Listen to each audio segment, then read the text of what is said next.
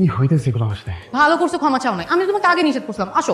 তুমি কাজ করলে জিসান। আচ্ছা যা করে করো, এখন বাসায় চলো। মা, জিসান আমার সাথে যাবে। জিসান চলো। যাবে মানে ও আমার সাথে যাবে। জিসান চলো। তাই দিদু, আমি মা বলছি জিসান আমার সাথেই যাবে। মা, জিসান আমার সাথে যাবে।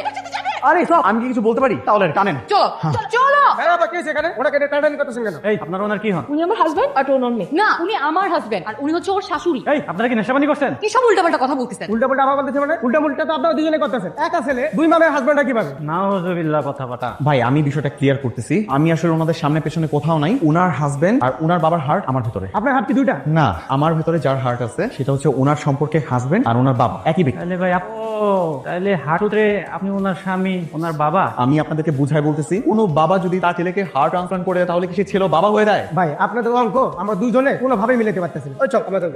জিসান আমার সাথেই যাবে। জিসানকে আমি নিয়ে আসছি, জিসান আমার সাথে যাবে। চল তো, জিসানকে তুমি আমার থেকে কেড়ে নিয়েছো। তো বাড়ি রে বাবা।